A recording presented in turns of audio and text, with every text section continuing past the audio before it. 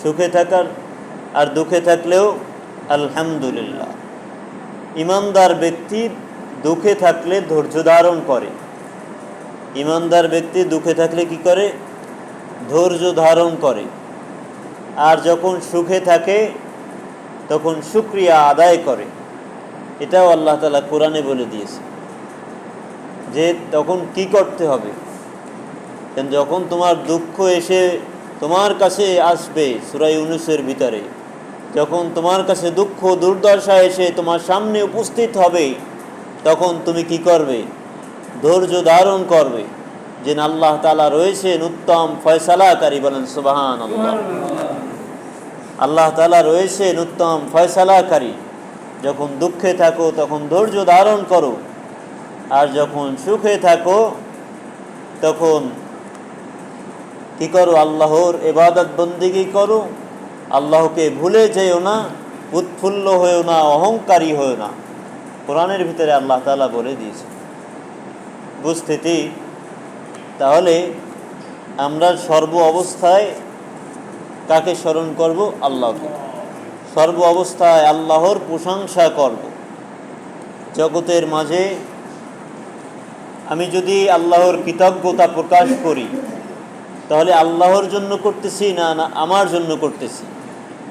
আমার জন্য করতেছি। এটা আছে সূরা লোকমানের ভিতরে। কেউ যদি আল্লাহর প্রশংসা করে, এটা আল্লাহর জন্য করে না, সেটা কার জন্য করে? তার নিজের জন্য করে। বলেন, কেউ যদি আল্লাহর প্রশংসা করে, সেটা আল্লাহর জন্য করে না নিজের জন্য করে? নিজের জন্য করে। আর যদি কেউ আল্লাহর অকৃতজ্ঞতা প্রকাশ করে, সেটাও নিজের জন্যই করে। আমার কি নাই, এটার যদি আমি যখন সিরিয়াল করা শুরু করি, তখন আমার ভিতরে দুনিয়া একেবারে কি হয়ে আসে? চেপে আসে না? দুনিয়া চেপে আসে। তখন আমি নিজেই হতাশাগ্রস্ত হয়ে যাই। আর আমার কি কি আছে, এইটার যখন আমি হিসাব করি, তখন দেখি আমার বহু কিছু আছে। আমার কি বহু কিছু আছে যা অনেকের নাই। বলেন না, যা অনেকের কি নাই। আমার বহু কিছু আছে যা অনেকের নাই। কিন্তু যখন আমি ওই দিকে হিসাব করি, তখন আমার কি হয় বলেন? হতাশা এসে মাথায় চাপায়। তখনই শয়তান সুযোগ পায়। আল্লাহ তাআলা কোরআনের ভিতরে বলেছেন, যারা মুমিন বান্দা তারা হতাশাগ্রস্ত হতে পারে না। বুঝতে পেরেছেন? যারা মুমিন বান্দা তারা কি হতাশাগ্রস্ত হতে পারে না। আল্লাহর কথাগুলো কত সুন্দর। ফাসবির সবরান জামিলা। আল্লাহ তাআলা নবীকে উদ্দেশ্য করে বলেন, অতঃপর আপনি ধৈর্য ধারণ করেন, সুন্দরভাবে ধৈর্য ধারণ করেন। অতঃপর আপনি ধৈর্য ধারণ করেন, সুন্দরভাবে ধৈর্য ধারণ করেন। বিপদে আসলে ভেঙে পড়িয়েন না। আর যখন ভালো থাকেন তখন ওয়াসাব্বিহুহু বুকরাতা ওয়া আসীলা, সকাল সন্ধ্যায় আল্লাহর তাসবিহ পাঠ করুন। সকাল সন্ধ্যায় সুবহানাল্লাহ বলুন, সকাল সন্ধ্যায় আলহামদুলিল্লাহি রাব্বিল আলামিন বলুন। যাবতীয় প্রশংসা আল্লাহর জন্য। কি কইছি বুঝতে পেরেছেন? এই কথাগুলো কিন্তু অনেক প্রয়োজনীয় বুঝতে দিই। তাহলে কি হলো? যে আমরা ধৈর্য ধরব। আমরা কি ধরবো বলেন? ধৈর্য ধরব। আর যখন ভালো থাকব তখন কি করব? আল্লাহর প্রশংসা করব। আল্লাহ তাআলাকে উৎফুল্ল হব না, অহংকারী হয়ে যাব না। আল্লাহ তাআলা কোরআনের ভিতরে এইভাবে ইরশাদ করেছেন, যারা দুনিয়ার ভিতরে আল্লাহকে ভুলে যায়, কি যায় না বলেন? আল্লাহকে ভুলে যায় না, আল্লাহর কথা স্মরণ থাকে না। যারা আল্লাহকে দুনিয়ার মাঝে ভুলে যায়, কিয়ামতের দিন আল্লাহ তাআলা ওই সমস্ত ব্যক্তিদেরকে অন্ধ করে উঠাবে। অন্ধ বোঝেন? চোখ থাকবে, অন্ধ করে উঠাবে। বলবে, আল্লাহ আমার চোখ কই? কাহিনী কি? চোখ কই মানে কি? চোখ তো লগে নাই। বুঝতে পেরেছেন? চোখ কি লগে? চোখ নাই। তখন আল্লাহ বলে যে, বান্দা তুমি আমাকে যেভাবে দুনিয়াতে বসে ভুলে গিয়েছিলে, আমি আল্লাহ তাআলা তোমাকে সেইভাবে ভুলে গেলাম। পৃথিবীতে একটা সেকেন্ড কারো ক্ষমতা আছে যে আল্লাহর রহমত ছাড়া বেঁচে থাকবে? কারো এক সেকেন্ড ক্ষমতা নাই আল্লাহর রহমত ছাড়া বেঁচে থাকবে। শ্বাস নেবেন আর ঢুকাইতে পারবেন না, শেষ। আপনার আমার ফুটাফুটি কি বুঝতে পেরেছি? শ্বাস ছাড়ছি আর কি ভিতরে নিতে পারি নাই, মাইকে ঘোষণা করে দিয়েছে ও মুখে মারা গিয়েছে। আমরা ভুলে যাই এই কথাগুলো। এই কথাগুলো কি আমরা কি ভুলে যাই? আল্লাহ তাআলা বলেন, ফাযকুরুনি আযকুরুকুম ওয়াশকুরুলি ওয়ালা তাকফুরুন। ফাযকুরুনি আযকুরুকুম, এটা সবার মুখস্থ থাকার কথা। কারণ জুমার নামাজ আসলেই কোনো আয়াত পড়ুক আর না পড়ুক, এই আয়াতটা কি একেবারে করবেই খুতবায়, ঠিক না? ফাযকুরুনি আযকুরুকুম, আপনি আল্লাহকে স্মরণ করেন, আযকুরকুম, আল্লাহ তাআলা আপনাকে স্মরণ করবেন। ওয়াশকুরুলি, আল্লাহর কৃতজ্ঞতা প্রকাশ করেন। ওয়ালা তাকফুরুন, অকৃতজ্ঞ হইয়েন না, অকৃতজ্ঞ হওয়া যাবে না।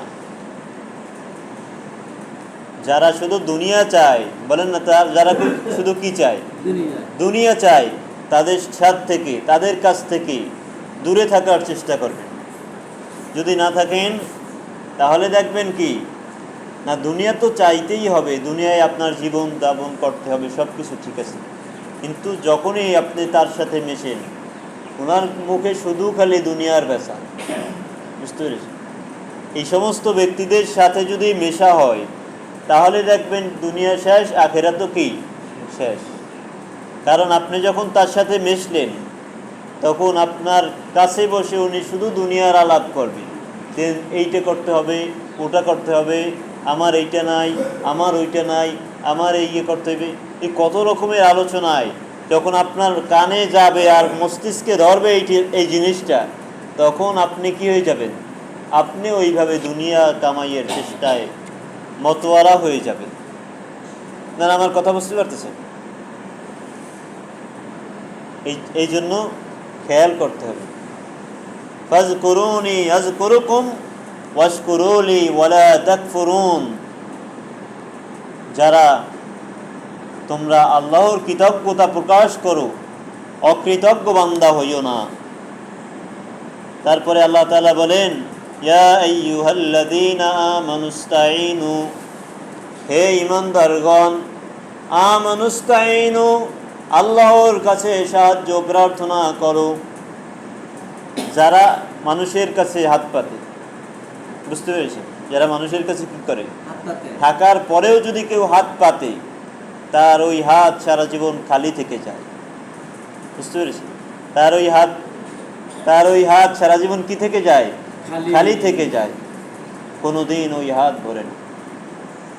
এই কারণে আমাদেরকে অস্তাইনু, আল্লাহ তাআলার কাছে চাইতে হবে। আল্লাহ তুমি দেবা, আর কেউ দেবে না, আর কেউ দেবে না, এই বিশ্বাস আমাদের নাই। আছে বলেন? নাই, আমাদের নাই এই বিশ্বাস। অমুকে খাওয়ায়, আমি করি খাই, তারপরে এইটা করি দেখে আমার অর্জন হয়, কত রকমের কথা।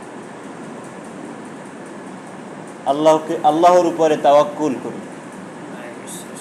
ইয়া আইয়ুহাল্লাযীনা আমানুস্তাঈনু বিস-সাবরি ওয়াস-সালাত, হে ঈমানদারগণ, তোমরা আল্লাহর কাছে সাহায্য প্রার্থনা করো, ধৈর্য ধরে এবং সালাত আদায় করে।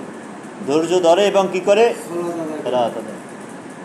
ইন্নাল্লাহা মা'আস-সাবিরিন, নিশ্চয়ই আল্লাহ রয়েছেন ধৈর্যশীলদের সাথে রয়েছেন। আল্লাহ ধৈর্যশীলদের কি সাথে রয়েছে। আল্লাহ বলেন, আল্লাহ, এই কথার আর ব্যাখ্যা দরকার কি বলেন? আল্লাহ ধৈর্যশীলদের কি আছে? সাথে রয়েছে, ধৈর্য হারানো যাবে না। তাহলে তারপরে বলে কি?